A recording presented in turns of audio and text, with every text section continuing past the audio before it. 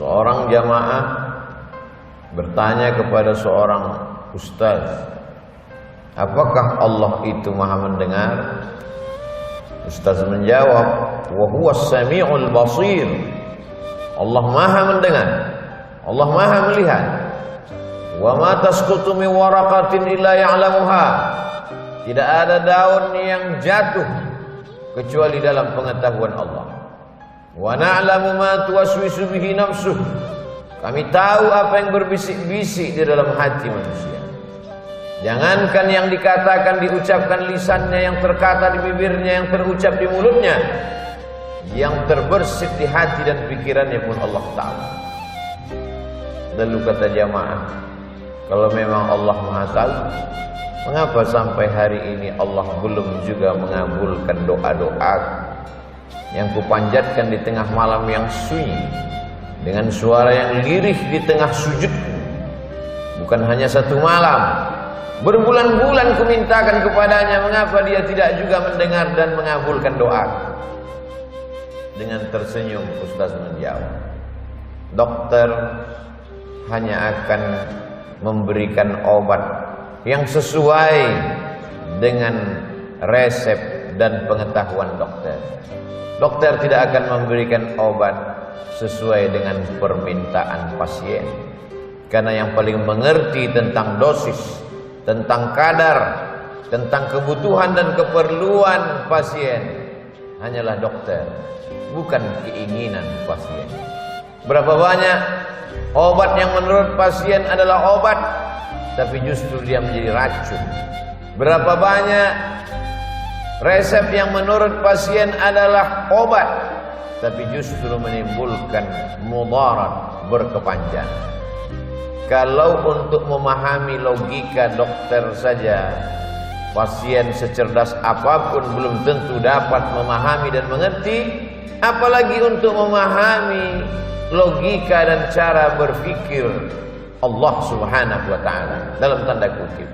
Walaupun kata berpikir belum tentu tepat untuk Allah. Laisa kamitslihi syai'un. Tidak ada yang sama dengan Allah Subhanahu wa taala.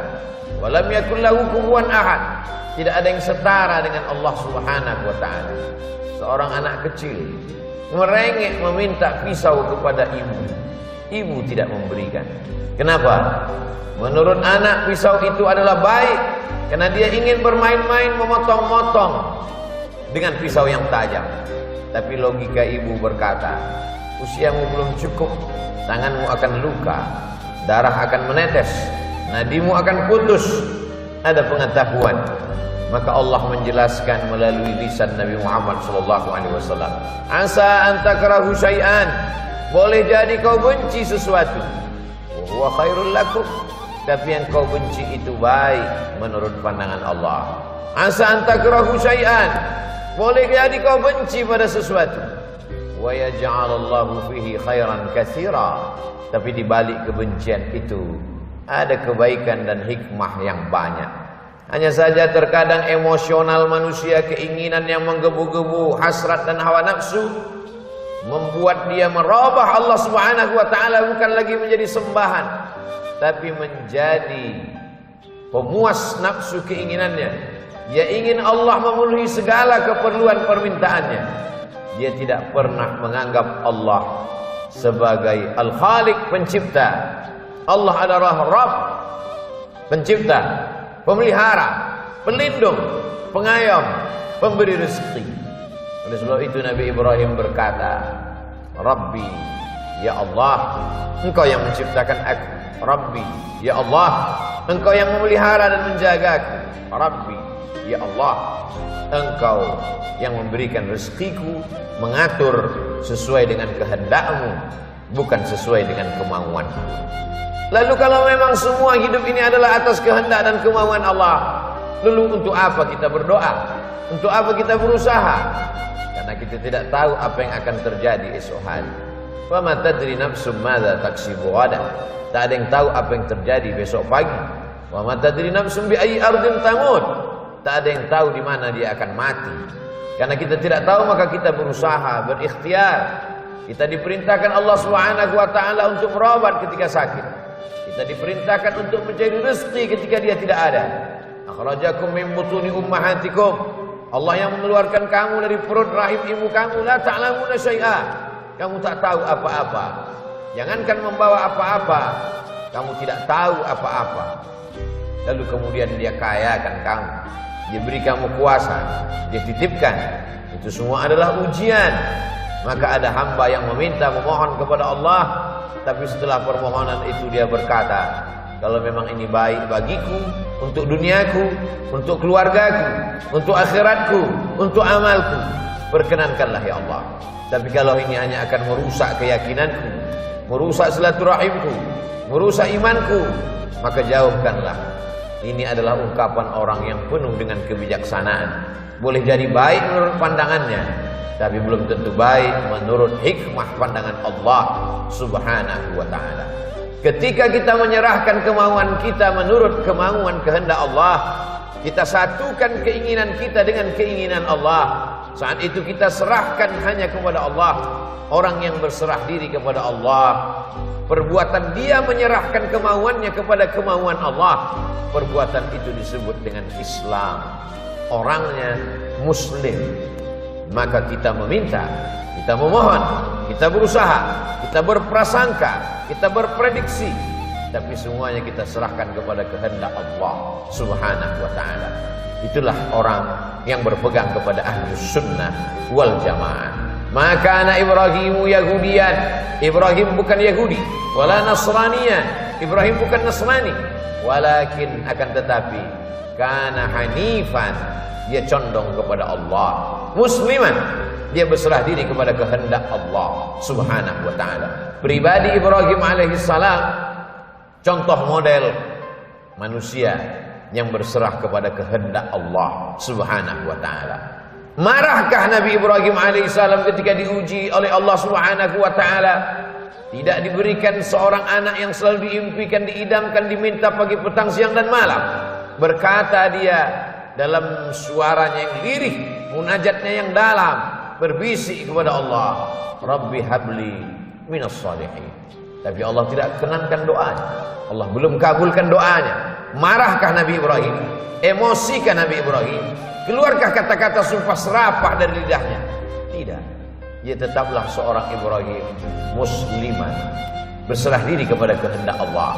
Hanifan, hanif, condong kepada kemauan Allah, bukan condong kepada keinginan manusia yang ada di sekitarnya.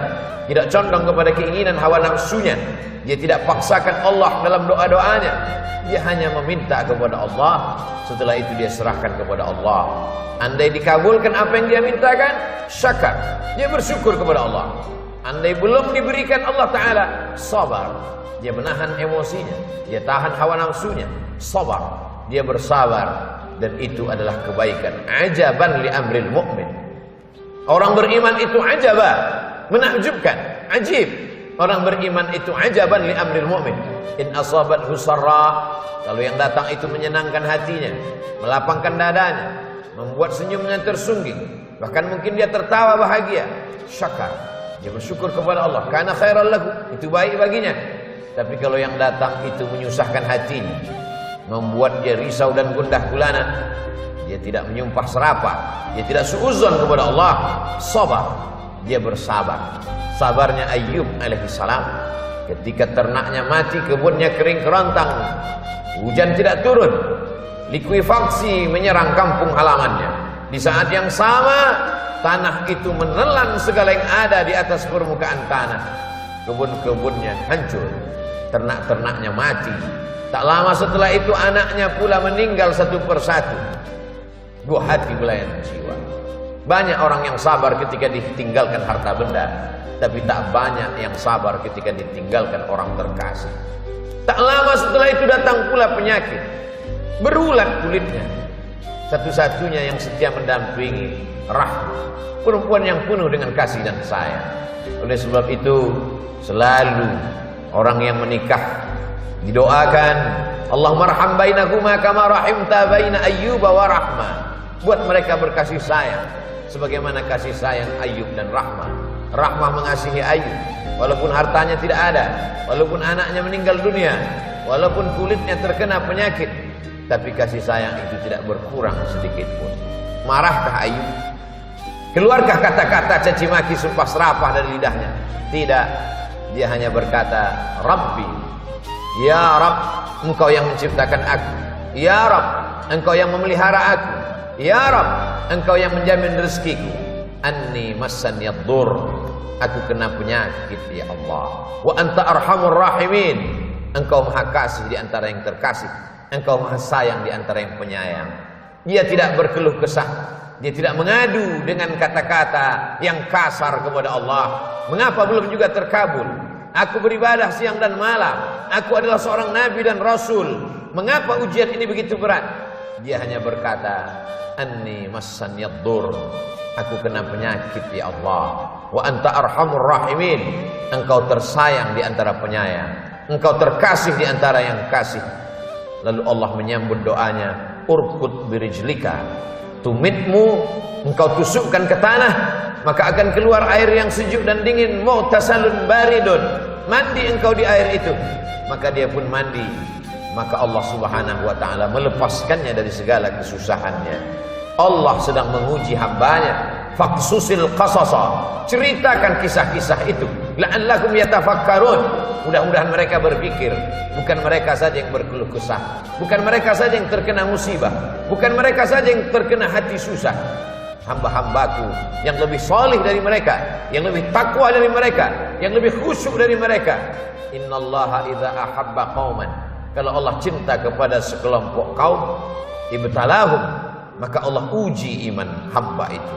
Banyak sekali orang yang berkata setelah tahajud malamnya, setelah khatam Qur'annya, setelah zikir, tasbih, tahmid, takbir dan tahlilnya, ketika ujian itu datang, ujian bukanlah ketika engkau lulus melewati waktu dengan sholat duha, tahajud, witir.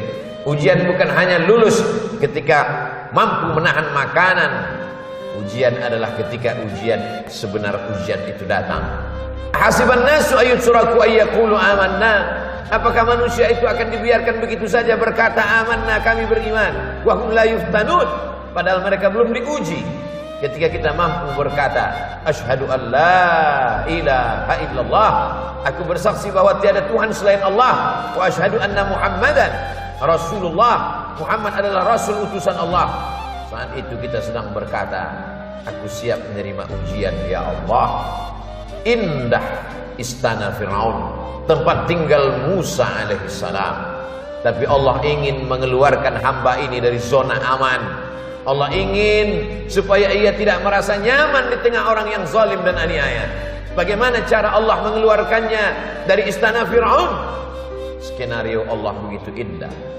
Ada masyarakat Fir'aun yang angkuh dan sombong, berkelahi dengan masyarakat kelas 2 Yahudi Bani Israel. Lalu kemudian datang Nabi Musa melerai, memisah di antara dua manusia yang berkonflik itu. Fawakazahu Musa, Nabi Musa memisah mereka berdua. Ternyata pukulan Nabi Musa itu bukan membuat mereka terpisah, tapi justru kematian yang datang. Musa yang gagah perkasa dengan tenaga yang luar biasa, keinginan hati ingin memisah, melerai dua yang sedang berkonflik, ternyata membuat mati. Dan yang mati itu bukan dari kalangan Bani Israel, yang mati adalah dari kalangan masyarakat kelas utama, masyarakat komunitas yang sesuku sebangsa dengan Fir'aun. Kemarahan yang luar biasa. Nabi Musa keluar dari istana yang megah Fir'aun. Dia pergi bernaung di bawah pohon kayu yang rindang. Pohon kayu itu jadi saksi bagaimana seorang hamba Allah tidak ada tempat bergantung, tidak ada tempat bernaung, tidak ada tempat berlindung kecuali hanya kepada Allah. Ketika Nabi Muhammad SAW Isra dan Mi'raj, diperlihatkan oleh Jibril. Mengapa ada pohon kayu itu wahai Jibril? Di bawah pohon kayu itulah Musa sangat dekat dengan Allah. Bukan tempatnya, bukan pemandangannya, bukan pohon kayunya, tapi pernah di bawah pohon kayu itu ada orang yang sangat gagah perkasa, tapi dia merasa amat sangat tidak berdaya, sehingga tempat itu perlu ditunjukkan kepada Sayyidul Awwalin wal Akhirin, Sayyidul Anbiya wal Mursalin, Muhammad sallallahu alaihi wasallam, untuk mengingat kalau engkau pernah merasa dirimu hampa tak bermakna, orang tua tempat berlindung mati, harta tempat bernaung hilang, maka sesungguhnya masih ada Allah. Idza dhaqat 'alaika dunya faqul ya Allah. Hari ini COVID-19 meluluh lantakkan hasil usaha manusia. Berapa banyak bisnis yang hancur lebur. Ketika usaha hilang, maka imun pun jatuh. Ketika imun turun, maka disitulah COVID menyerang. Maka tidak ada jalan lain kecuali kembali ke jalan Allah. Fafirru ilallah, larilah ke jalan Allah, bukan lari menjauh dari jalan Allah. Berapa lama engkau sanggup dininabobokkan, dilenakan, ditenangkan oleh khamar dan narkoba? Berapa lama engkau sanggup ditenangkan oleh sahabat-sahabat yang jauh dari Allah? Berbisiklah ke tanah, memintalah kepada Allah. Makhluk-makhluk, malaikat-malaikat di langit mendoakan. Di tengah malam yang sepi, di jawfil lail, di tengah malam yang sunyi, bermunajatlah kepada Allah. Besar ujian ini. Angkat kedua tanganmu, katakan Allahu Akbar. Ada yang maha besar. Dahsyat pukulan ini. Ada yang maha dahsyat. Ulangi katamu, Allahu Akbar kabira. Kalau selama ini kau dipuji, dipuja, diagungkan, hari ini kau ditinggalkan, maka pujian hanya milik Dia. Walhamdulillahi katsira. Selama ini kau salah, kau sucikan selain Allah, hari ini sucikan Allah. Wa subhanallahi bukratan wa asila. Hari ini kau tidak menghadap kepada makhluk, kau tidak menghadap kepada manusia yang lemah, tapi menghadaplah kepada Dia. Wajjahtu wajhiya billadzi fatara as-samawati wal arda. Bersikaplah seperti Ibrahim, hanifan, condong kepada Allah, musliman, hanya berserah diri kepada Allah. Wa ma ana minal musyrikin, aku tidak meminta kepada selain Allah. Barakallahu li wa lakum fil Qur'anil 'azim wa nafa'ani wa iyyakum bima fihi minal ayati wadh-dhikril hakim wa taqabbala minni wa minkum tilawatahu innahu huwal ghafurur rahim.